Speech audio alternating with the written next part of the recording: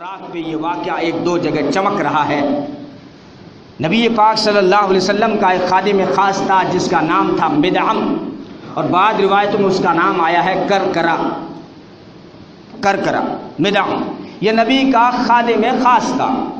لوگ کہتے ہیں نا ہمارے پاس اعمال نہیں ہے تو کیا ہوا، ہم تو خواجہ کے مرید ہیں، ہم تو نظام الدین اولیاء کے مرید ہیں، ہم تو فرید الدین گنج شکر کے مرید ہیں، ہم تو علی حجویری کی مرید ہیں۔ میں کہتا ہوں آؤ دیکھو یہ محمد کا مرید ہے صلی اللہ علیہ وسلم۔ مدعم کس کا مرید تھا؟ نبی پاک صلی اللہ علیہ وسلم کا مرید ہے مدعم، جس کا نام بعض جگہ کرکرا بھی آیا ہے۔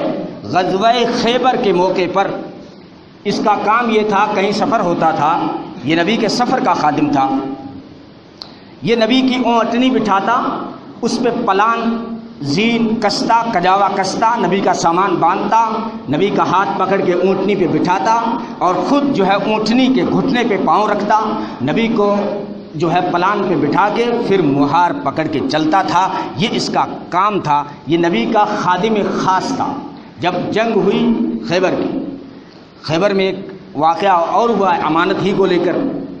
جب جنگ ہو رہی تھی، یہودیوں کے ساتھ جنگ ہوئی تھی خیبر میں، تو ایک یہودیوں کا چرواہا، بکریاں چرانے والا، وہ جنگل میں بکریاں چرا رہا تھا۔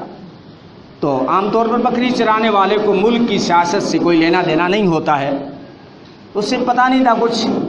اس کو ایک تجسس ہوا کہ مسلمان آئے ہوئے ہیں، وہ یہودیوں کا چرواہا تھا، اس نے مسلمانوں کے نبی کے چرچے سن رکھے تھے، تو اس کے آرزو پیدا ہوئی کہ آج مسلمان آئے ہوئے ہیں، شاید ان میں ان کا نبی بھی ہوگا، تو جا کے دیکھو نبی کیسا ہے، کیسا ہوتا ہے نبی۔ بکریاں چرانے والا، میلا کچیلا، پسینہ آ رہا ہے، کپڑوں میں بدبو، کئی دنوں سے نہایا ہوا نہیں، یہودیوں کا غلام نوکر، بکریوں کا چرواہا۔ جب نبی پاک صلی اللہ علیہ وسلم کے خیمے کے قریب آتا ہے اور کہتا ہے میں صرف آپ کو دیکھنے آیا ہوں، ایمان لانے کے لیے نہیں آیا ہوں، نبی نے فرمایا جی بھر کے دیکھ لے، لیکن اگر کامیاب ہونا چاہتا ہے تو میرا کلمہ پڑھ لے۔ اس نے کہا کلمہ پڑھنے سے کیا بدلوں گا، میں تو غلام ہوں، کلمہ پڑھنے سے کوئی بڑا ہو جاؤں گا؟ یہ لا الہ الا اللہ محمد رسول اللہ، اس کے پڑھنے سے کیا جو ہے میرے کپڑے چینج ہو جائیں گے، کیا جو ہے میں اونچے خاندان کا ہو جاؤں گا؟ نبی نے فرمایا کلمہ پڑھ کے دیکھ، محمد تمہیں سینے سے لگائے گا۔ اسے یقین نہیں آ رہا تھا، بدبو آ رہی ہے، پسینہ آ رہی ہے، اتنی بڑی شخصیت نبی مجھے سینہ لگائے گا؟ کہ کلمہ پڑھ کے دیکھ۔ اس نے کلمہ پڑھ لیا۔ نبی نے فرمایا مبارک ہو، تیری بدبو جنت کی خوشبو سے بدل گئی، آج کے بعد تیری دوزخ جنت سے بدل گئی، آج کے بعد تو کہیں نوکر نہیں بلکہ تو نبی کا صحابی ہے۔ صحابی اس کو کہتے ہیں، دنیا بھر کے اللہ کے ولیوں کو جمع کرو، ایک صحابی کے بھی دھول لگ جائے اس کا مقابلہ نہیں ہو سکتا، آپ میرے صحابی ہو۔ اور نبی نے اس کو سینے سے لگایا اور کہا کہ اب میں مسلمان تو ہو گیا ہوں، کیا عبادت کروں، کیا نیکی کروں؟ نبی نے فرمایا ابھی کوئی نماز کا وقت نہیں ہے، ایک عبادت چل رہی ہے تلواروں کے نیچے، جا کے تم بھی جنگ میں شامل ہو جاؤ۔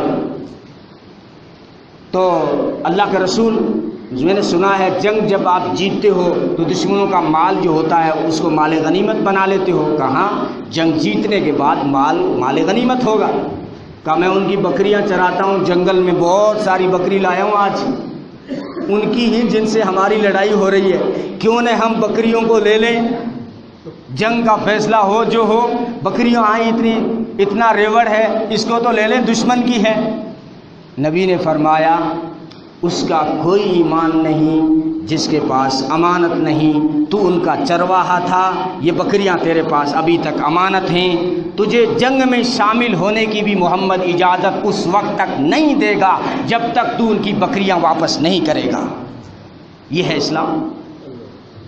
تو اسی غزوہ خیبر کے موقع پر وہ مدعم جب خیبر سے واپسی ہو رہی تھی، ایک جگہ وادی قرا جگہ کا نام ہے، وہاں پہ پڑاؤ ڈالا لشکر نے، مسلمانوں کے لشکر نے، تو نبی نے حکم دیا کہ اب چلو مدینے کی طرف۔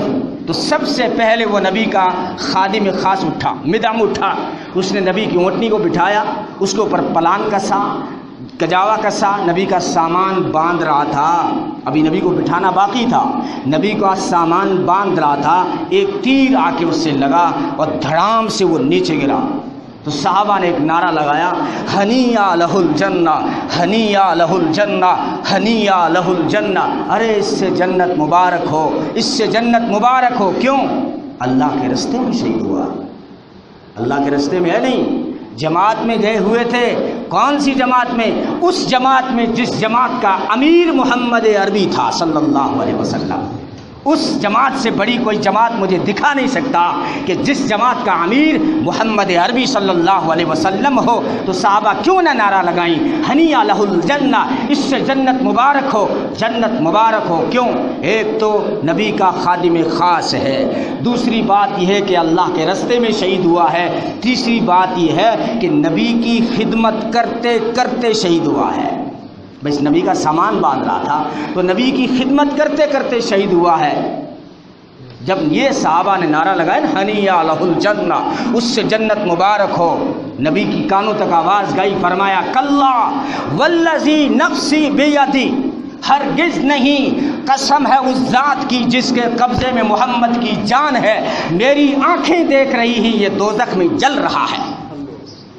کہاں گیا اللہ کا راستہ؟ کہاں گئی نبی کی خدمت؟